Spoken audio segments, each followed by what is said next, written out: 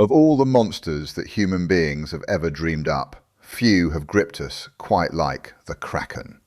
A colossal, many-armed horror rising from the black depths to drag entire ships beneath the waves. It haunts Norse legend, it terrifies sailors across cultures, the Akarokamwi of Japan, the Luscar of the Caribbean, Scylla of the Greeks, and it has never really let go of us. Even now we half expect it. Some part of the human brain looks at the dark surface of the deep ocean and quietly insists that something enormous and tentacled is down there, watching.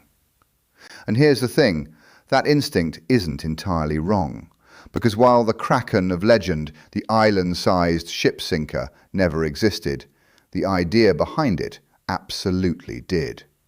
The ocean really has, at various points in its history, produced colossal, tentacled predators.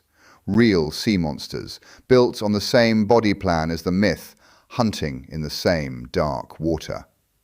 The Kraken is an exaggeration, yes, but it's an exaggeration of something real. So today, let me show you the true story, the animals that earned the legend. Because there was a time when Krakens, or something close enough to make you uncomfortable, were real. Now, to understand these creatures, you have to understand what a Kraken actually is, biologically. And the answer is a cephalopod. That's the group that contains today's octopuses, squids, cuttlefish, and the nautilus. They're mollusks, related distantly to snails and clams, but they took the mollusk body in a wildly different direction. Grasping arms, jet propulsion, sharp beaks, and in many cases, startling intelligence. The modern giant squid and colossal squid are the direct inspiration for most Kraken sightings, and they are genuinely enormous. But they are also, by the standards of their own family's history, latecomers. Because the cephalopods have been around for something like 500 million years, and some of the earliest were the most monstrous of all. Let's start there, at the very beginning, with the first animal that could reasonably be called a Kraken. Its name is Cameroceras, and to picture it, I need you to forget the soft, boneless squid, because the earlier cephalopods still wore their shells, and Cameroceras carried a long, straight, cone-shaped shell called an orthocone. Imagine a squid with its grasping tentacles and its beak, but with the back half of its body encased in a hard, pointed cone as long as a car. That's Cameroceras, and its close cousin, Endoceras. Now, the size of these things has been wildly exaggerated over the years. You'll see old claims of 30 feet or more. The honest, modern figures are more conservative. The largest complete shells run to around 6 meters, with some contested reports pushing toward 9. But even at 6 meters, that made Cameroceras and Endoceras almost certainly the largest animals alive on the entire planet at the time. And this is a staggering 200 million years before the first dinosaur. In the seas of the Ordovician period, nearly 500 million years ago, these were the apex predators, the undisputed kings, and they hunted like krakens. A large orthocone was probably too ungainly to chase prey down, so the leading idea is that it was an ambush predator, hanging in the water column or lurking near the sea floor and seizing anything that drifted within reach of those tentacles before hauling it back to a sharp, powerful beak. Trilobites, early fish, sea scorpions, and quite possibly smaller members of its own kind. The first great predator of the open ocean was, in essence, a shelled kraken. The myth, it turns out, had a 470 million-year-old ancestor. But the orthocones had a design that would eventually date them. That long, straight shell was heavy and unwieldy, and over the ages the cephalopods experimented. Some coiled their shells up tight. Those became the ammonites and the nautilus. And others made the boldest move of all. they got rid of the external shell almost entirely. They traded armor for speed, agility, and intelligence. And those became the group we most associate with the kraken today, the coleoids, the squids and octopuses. And this is where the story gets frustrating and a little eerie. Because losing the shell was a brilliant evolutionary move, but it was a catastrophe for the fossil record. A shell fossilizes beautifully. Soft flesh does not. A squid's only hard parts are its beak and a thin internal remnant called the pen. So when these soft-bodied giants died, they almost always rotted away completely, leaving nothing behind. Which means the true monsters of this lineage are, for the most part, invisible to us. We know they must have existed, we just can't see them. The deep past is hiding its krakens.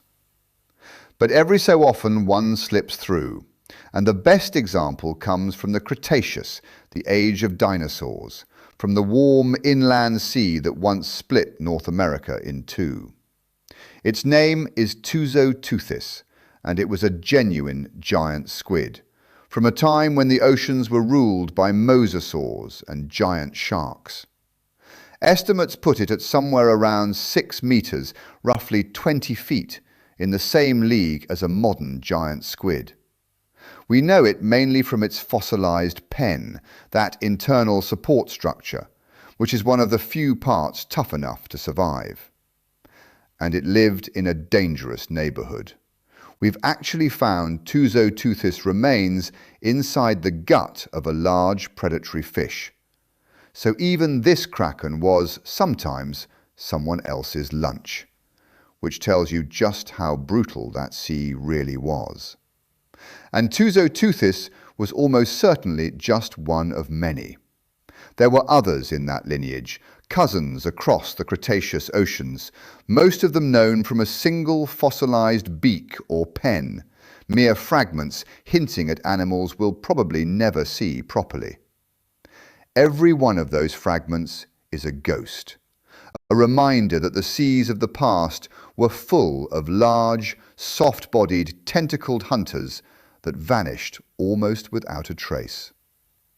Now, I've saved the strangest story for last, because there is one alleged kraken that is so bold, so dramatic, and so genuinely contested that I have to tell you about it, with a very large warning label attached.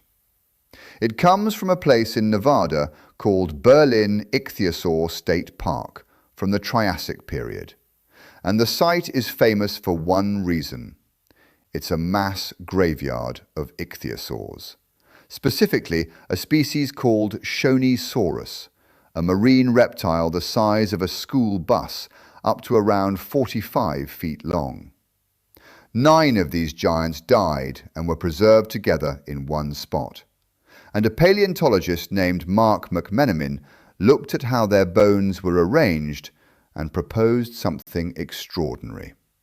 He argued that the bones weren't scattered randomly. He claimed they were arranged. The vertebrae lined up in neat, deliberate double rows.